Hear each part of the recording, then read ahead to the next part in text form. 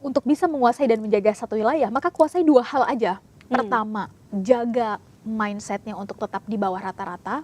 Dan yang kedua, artinya mungkin bahasa kasarnya bodoh gitu ya. Jadi berpikir pendek. Yang kedua adalah jaga perutnya untuk tetap lapar. Aduh, Kalau kita jadi dikasih laku jualan, ciptakan pasarnya.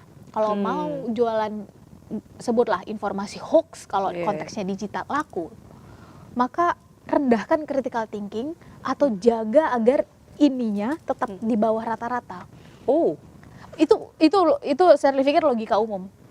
Dari situ awal mulanya di 2019, kalau boleh back then 2019, nggak bisa gini dong. Kalau kayak begini berarti hal pertama yang harus diselesaikan dari kita rakyat, masyarakat gitu ya, terutama anak muda saat itu. Sally berpikir, misalnya Sally coba ngobrol diskusi dengan teman-teman adalah cara kita berpikir dan merespon informasi yang beredar. Iya, jangan terlalu reaktif juga sebenarnya. Karena kalau nggak gampang banget untuk diadu domba, ini yang kita ikutin ini gitu. Dan belakangan ini jujur ya, aku nggak tahu mungkin Sherry atau yang lain juga ngerasain, aku tuh semakin kabur membedakan bahwa ini memang benar-benar komen orang yang kritis atau dia tuh sebenarnya buzzer. That's what I mean. Gen Z sekarang ini dia punya sosmed itu kadang kagak ada fotonya, postingan cuma 0 gitu kan. Aku kan sering kayak ke kampus-kampus mungkin event, aku tanya kenapa sih kok Gen Z itu suka banget ya kayak gitu, posting IG-nya tuh nggak ada foto, 0 post tapi banyak followers or following gitu. Dia bilang, iya kak kita tuh emang orangnya misterius. Tapi masalahnya itu juga ciri-ciri buzzer. Iya, rasa Jadi ketika itu berkumpul kepada satu isu yang lagi ramai, mungkin saya sebagai jurnalis kayak, saya kan harus melihat fakta gitu kan. Saya pegang satu-satu, ini orang apa enggak, ada yang saya kira buzzer, ternyata dia bener orang. Ya gitu. Jadi semakin bias, makanya memang sebagai netizen kita jangan terlalu reaktif sebenarnya. Saya merasa ada kebingungan di situ. Saya setuju. Tapi kalau itu saya sepakat bahwa realitasnya begitu. Tapi akan lebih menarik nih menurut saya ketika melihat kenapa realitas ini bisa ada, maka root cause atau akar masalahnya adalah karena ini kita dalam tanda kutip ya, udah overwhelmed. Critical thinking kita cenderung di bawah rata-rata. Indonesia maksudnya ya? Iya. Oke. Sebagian bilang literasi, tapi kalau literasi kan luas banget ya kak.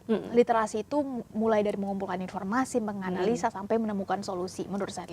Tapi kalau mau melihat minimal kita nggak reaktif melihat informasi atau bisa membedakan critical thinking deh. Dasar critical thinking itu kan skeptis. Emang bener ya kayak gitu. Nah, minimal itu dulu minimal kan. Itu jadi nggak wah ini langsung like, langsung komen, langsung share. Kita belum tahu ini sumbernya dari mana, valid apa enggak. Itu menurut saya bahaya. Karena kenapa Sally mungkin keliru menggunakan istilahnya, tapi belakangan buzzer, misalnya kakak tadi bilang buzzer, kenapa buzzer itu laku di Indonesia? Iya karena pasarnya ada. Iya, nggak bisa bohong, kita orangnya reaktif dan ya itu critical thinking-nya. Makanya jadi make sense ketika Sally pernah mendengar gitu ya, untuk bisa menguasai satu wilayah, untuk bisa menjajah satu wilayah, ini cara berpikir penjajah sih sebetulnya nggak baik, tapi akhirnya Sally sadar pola dan trik ini. Untuk bisa menguasai dan menjaga satu wilayah, maka kuasai dua hal aja. Pertama, jaga mindsetnya untuk tetap di bawah rata-rata. Dan yang kedua, artinya mungkin bahasa kasarnya bodoh gitu ya. Jadi berpikir pendek. Yang kedua adalah jaga perutnya untuk tetap lapar. Aduh. Jadi dikasih sedikit aja, kita udah langsung, wah mau. Gampang untuk dalam tanda kutip dibeli. Entah itu apapun, opininya, suaranya, cara berpikirnya, karena ini kan dua hal yang saling berkaitan. Kesinambungan, satu badan. Orang bisa akhirnya hilang logikanya ketika perutnya lapar, dan orang kadang-kadang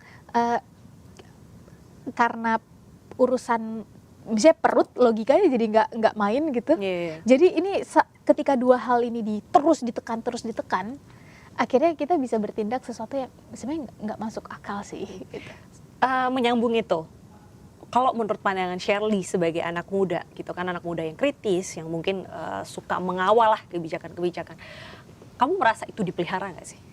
Waduh, itu Itu sebenarnya pertanyaan yang menarik, sekaligus agak tricky. Oke.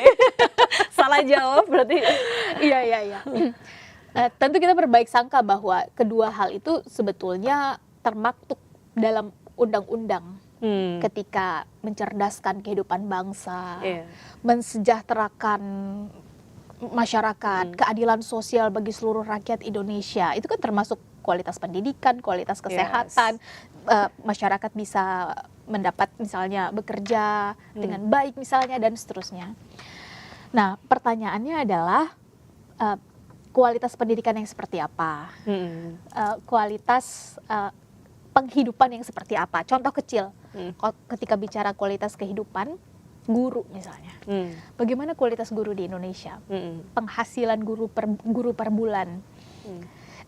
Dan ketika bicara guru, otomatis kita nggak mungkin nggak bicara pendidikan. Ini berkaitan langsung dengan bagaimana sebetulnya prioritas pendidikan di negeri ini. Dan ketika bicara pendidikan, kita bicara awalnya mindset, ujungnya karakter. Pengen ngelihat masa depan satu bangsa 20 tahun ke depan, karakter manusia-manusianya, cek pendidikannya, maaf. It's okay. Cek pendidikannya, cek cara berpikir anak mudanya, sebutlah saya langsung spesifik anak muda, karena yang the youth of today are leaders of tomorrow. Jadi pengen ngancurin masa depan satu wilayah, hancurkan cara berpikir anak mudanya. Oke, itu yang kamu lihat. Yang saya lihat. Okay. Kenapa awal mulanya mindset? Karena awalnya mindset, ujungnya karakter. That is education. Kalau education hanya kita artikan sebagai nilai hitam di atas putih, saya bukan bilang ijazah nggak penting ya, Kak. Ini mungkin ijazah penting kok. Jangan sampai nanti dipotong bagian ini. Ijazah itu penting, nilai itu bisa jadi harus tetap on the track. Yes. Tapi bukan itu esensi pendidikan, Kak, menurut saya.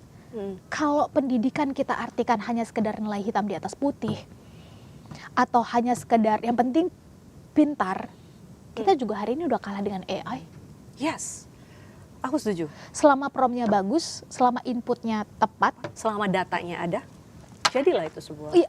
Kecepatan AI menjawab bisa jadi lebih cepat daripada kita menganalisa sesuatu. Dan AI juga sometimes bikin males loh. True. Kalau kita udah kepepet gitu nggak mau mikir, suruh AI mikir. Nah, ketika pendidikan hanya kita artikan sebagai yang penting pintar lulus, kita mengerdilkan makna pendidikan menurut Shirley. Sehingga pendidikan itu berakhir pada karakter. Dan ketika bicara karakter, akan ada kebiasaan, habit dibentuk dari keputusan yang kita anggap kecil mungkin.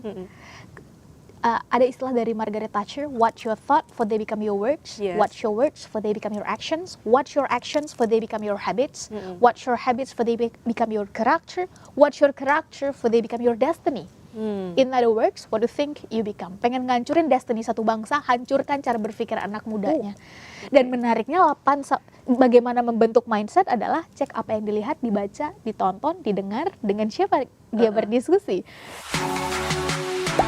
Gak sempat baca? Dengerin aja. Klik icon text to speech, gak pakai ribet di okezone.com.